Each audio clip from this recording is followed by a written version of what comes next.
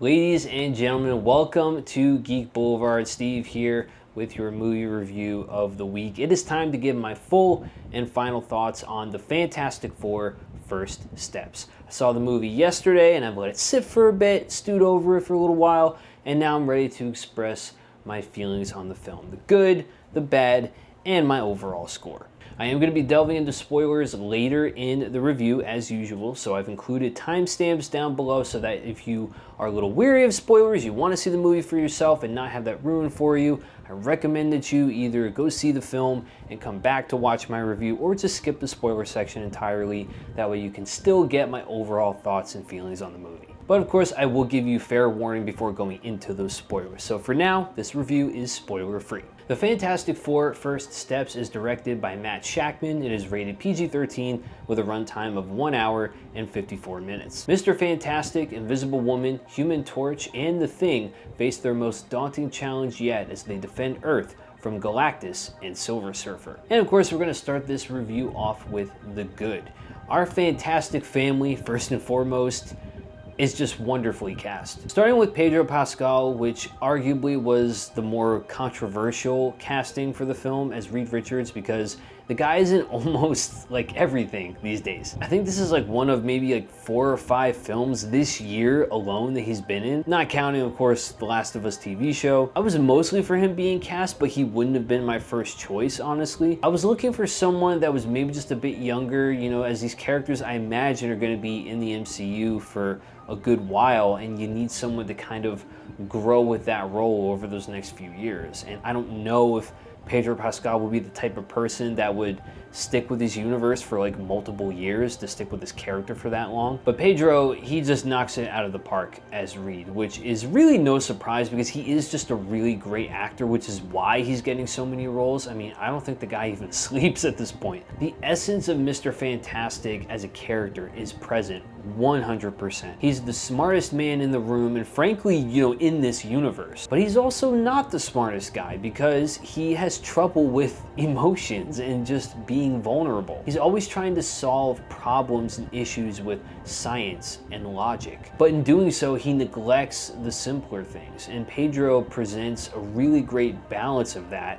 And in those moments and all throughout the film, he is Reed Richards to me, and I really enjoyed his performance. Vanessa Kirby as Susan Storm, the Invisible Woman, was also really great in her role as well, and the chemistry that she has with Pedro on screen was very authentic and believable. She carries the movie quite a lot, and I'm not trying to say that in, you know, in terms of like undermining the other performances, because they all did just a really great job, but there's a sense of strength that she presents that just makes her stand out as a character. Eben Moss-Bachrach as Ben Grimm, the Thing, was also just really well casted, not just in the motion capture, but just with his performance. There's a subtleness to Ben that you didn't quite see in past iterations of the character on film. He's more authentic, if that makes any sense. Like, he's a rock man, so how truly authentic can you be with this character? But Ben is more softer spoken, which I know people took issue with when they first showed off like his design and the sound of his voice, but I really liked the tone of his voice in the film, and I feel for this version of the character it really works. He has more heart, so this is without a doubt my favorite version of the character, but I still have, you know, much respect for Michael Chiklis, as before this he was my favorite live action version of him on screen, and the practical makeup for that character is just second to none. And even though I'm sure Michael Chiklis probably really suffered to make that character come to life while being in that very hot suit. Finally, we come to the hothead of the team, Johnny Storm, the Human Torch, played by Joseph Quinn. His performance was the one that actually surprised me the most. They really utilized Johnny in a way that just really shocked the hell out of me, and it worked so well for his character. Sure, he's still this handsome ladies man who can fly and flame on and, you know, look cool doing it, but they make him a more capable member of the team when it gets closer towards like that final act of the film. Not that he wasn't capable before, but he utilizes different skills in this in addition to what he's traditionally good at, and I think Quinn conveyed that look of, yeah, I'm a handsome guy, I'm cool, but I'm much more than that as well. And he conveyed that really, really well. So I'm just very happy with the direction that they took his character in. And now we come to the antagonists of the film, being of course the Silver Surfer, played by Julia Garner, and Galactus, played by Ralph Ineson. Starting with the Silver Surfer, this is the shalla-bal version of the character, not Norrin Radd, which, you know, I would have preferred, but I assume they're going to maybe save him for the future in some capacity, I hope. Because honestly, when I think of the Silver Surfer, I think of Norrin Radd. Having said that though, Garner, she was just awesome in this. Her story arc is a little predictable in terms of like how things play out. If you've seen the sequel to the 2005 version, the Tim Story films, Rise of the Silver Surfer, you'll know what I'm talking about. But it didn't make her performance any less enjoyable. And she has a really insane action sequence in space that just blew me away. I mean, that whole sequence alone was really just well done, and they actually utilized a lot of scientific things in that action scene that I thought was just second to none. So just the way that whole sequence plays out with her involved in it, it was just really, really cool. But there's also an interesting dynamic between her and Johnny that occurs in the film, which I'm kind of intrigued to see unfold. But overall, you know, I enjoyed her as this version of the Silver Surfer. And now to address the giant space god in the room, this is the, without a doubt, best version of Galactus that I have ever seen or will ever see on screen. Screw that damn dusty space cloud. This is how he should be. Ineson, as an actor, he has a naturally deep voice. I remember watching him in The Witch for the first time. That was the first time I saw him, and just how naturally just deep his voice rests when he's, you know, saying his dialogue in those scenes. I was like, does his voice really sound like that? So when you see him as Galactus in that, you know, first official look of him, and you hear him speak, his voice is even deeper, and it shakes your seat. And it was just amazing to see him like that, and it was really terrifying at times too. He truly gives this sense of scale, and when our fantastic crew meet him for the first time, you can see the concern on their faces, like, oh, I don't know how we're gonna beat this guy. I was just really in love with how accurate from the page he looks with his iconic helmet and everything. They just did such a stellar job with translating Galactus accurately to the big screen and making him a seriously imposing and impending threat. I really want to talk about how important the production design was to the overall tone and style of the film. This definitely has Jack Kirby's style all over it, and that made me really happy. I kind of expected that to be the case, you know, to see it on screen like that, but just to see the respect and the love for the artistry that he provided on the page all those years ago. I'm sure if he were alive today, like this would make him cry. It's just so great to see Kirby get the due respect that he so rightly deserved. The only sad part about it is that he was never alive to experience that, and it's kind of came too late. Everything from like the outfits, to Herbie the robot, to Galactus, to the Fantastic Car, and just like New York in general felt very Kirby-esque. This is also taking place on a different Earth. It's called Earth 828, which is Kirby's birthday, August 28th. So this film felt like a thank you to him and the immense legacy that he co-created with these characters. There's even a quote from him after the credits, which I thought was a really sweet little moment. The production design is cool, no doubt about it, but the music is a huge character in and of itself and really complements the film in so many ways. Composed by Michael Giacchino, who is no stranger to Marvel Studios. He composed scores for the opening intro, for the studio logo, and he also composed the score for all 3 Spider-Man films with Tom Holland, and plenty of other notable films in general, like the Batman, the Jurassic World films. It is a score that is so grand, so larger than life, that it can only match the tone of a film like this. And it immediately is a score that I went back to. It was like listening on the drive home just to get lost in that world again. Like, it's that good. I also just want to give attention to Matt Shakman, who was the perfect choice to direct this film. He was the series director for WandaVision, and I loved that series with all the different tones and styles that each episode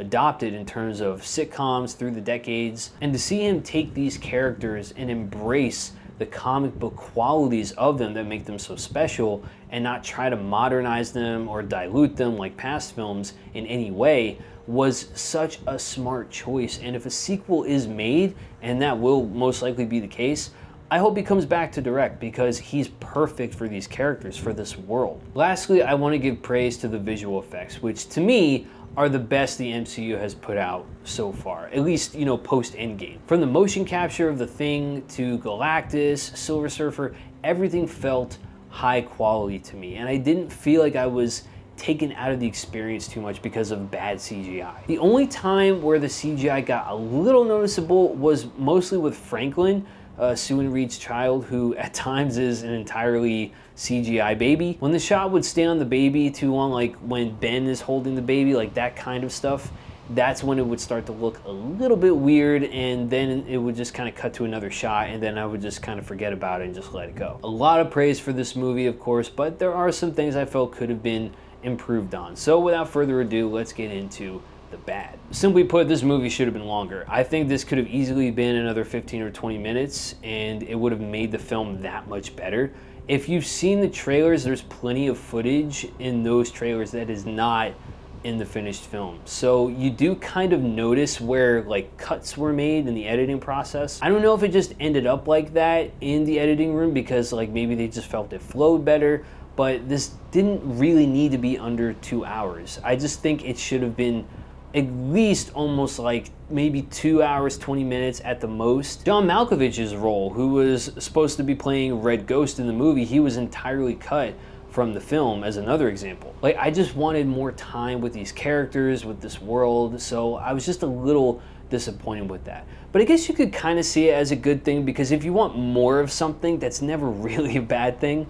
But I just kind of noticed that, like, oh, we could have seen a little bit more with this. They could have explored that a bit more.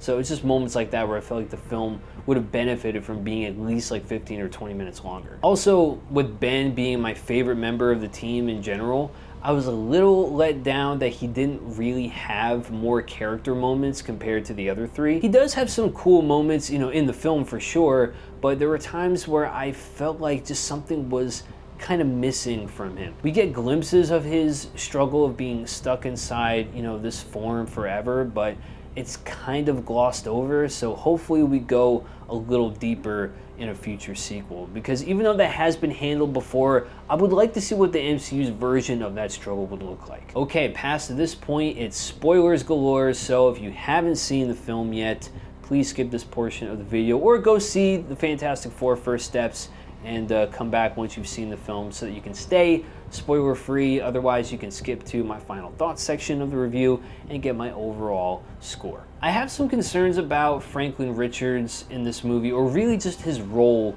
throughout the rest of the multiverse saga and, you know, possibly future films. I think in terms of writing, I'm just concerned as to how they're going to handle his abilities. He's a really overpowered character in the comics who can, you know, create entire universes out of thin air basically, and he's integral to the plot of First Steps and is most likely going to be very important leading into Doomsday and Secret Wars. Having a character this powerful in the MCU was done before with Secret Invasion, and that was kind of done by accident, I guess, and that failed miserably. So I'm a little worried that they're gonna write themselves into like a narrative rut that they can't really get themselves out of. To explain further, I'm gonna go into some of, you know, how Franklin factors into the final act. The family is warned of Galactus's impending arrival, so they decide to go into space to try to talk with him and see if they can work something out to avoid Earth getting devoured. Galactus is willing to work with them and is willing to spare the Earth in exchange for one thing, and that is Franklin Richards. According to Galactus, Franklin possesses the power cosmic, so according to him, he is the key to basically satisfying Galactus's hunger, freeing him from this curse that he's been put in. His successor, really. Reed and Sue are basically, yeah, fuck that, and they just, you know, decide to escape back to Earth and try to come up with a different plan as to how to defeat Galactus. While the public is angry at them for not sacrificing their son for the good of the planet, I actually really enjoyed that, you know, conflict that they have with people of like announcing that, well, we didn't really defeat Galactus, he asked for our son and we said no, And now everyone's like, well, you know, but don't you care about us? Like, there's that sort of conflict that happens that I actually really liked. The wrestling with, you know, the consequences of that choice and having the public hate you for it, which is pretty messed up, you know, because none of these people, I'm sure, would sacrifice their children for the planet either. So it's like kind of hypocritical in that way. So once Galactus comes to Earth, the original plan was to teleport the Earth to another solar system to be out of Galactus's reach, which in my mind I was thinking like, that seems like a bit of a stretch plot-wise. That plan obviously fails when Silver Surfer arrives to sabotage it. The second plan is to then transport Galactus to another solar system instead, so that it could theoretically take him like millions of years for him to come back and devour the Earth. It does work, but not without a casualty. Sue uses her powers to create a force field strong enough to push Galactus into the wormhole, and she's kind of struggling a little bit, and then, you know, Johnny is about to sacrifice himself to kind of push Galactus into it, but then right when he's about to, Silver Surfer comes at that very last second and gives that last little nudge to push herself and Galactus into the wormhole, and supposedly never to be seen again, but we know they're gonna be probably seen at some point, at least Silver Surfer. Sue exerts so much energy in this moment that it essentially kills her. Reed tries desperately to try to resuscitate her with no luck, and Franklin is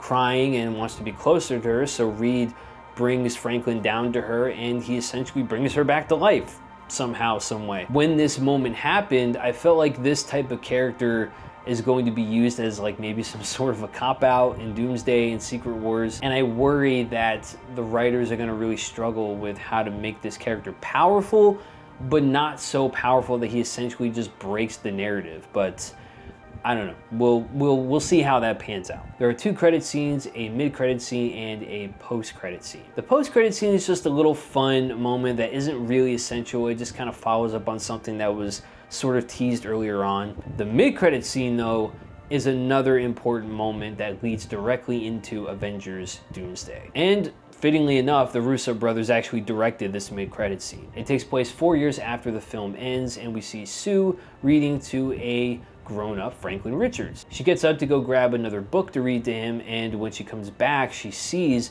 this hooded figure kneeling down talking to Franklin. We don't see his face, we don't hear his voice, but we see a green hood, a very familiar green hood, and in his left hand, he is holding a very familiar mask, the iconic Doom mask. So Dr. Doom is talking to Franklin Richards. At least from that very split second that I actually saw the mask, it did look like an iconic Doom mask, not like an Iron Man mask that was kind of, you know, retrofitted to look more like Doom. This kind of makes me worried though that we're going to be seeing RDJ with the mask off more than the mask on. It's RDJ, so you're not really gonna put someone of that acting caliber behind a mask for most of the runtime. So I'm a little disappointed that it's gonna go that route. I hope that it doesn't, because Dr. Doom's mask is like the most iconic thing about his entire profile. So if that's only going to be on his face like 5 minutes of the movie, I'm not going to be a happy person, I'll say that. Overall, I'm going to give the Fantastic Four First Steps a score of 4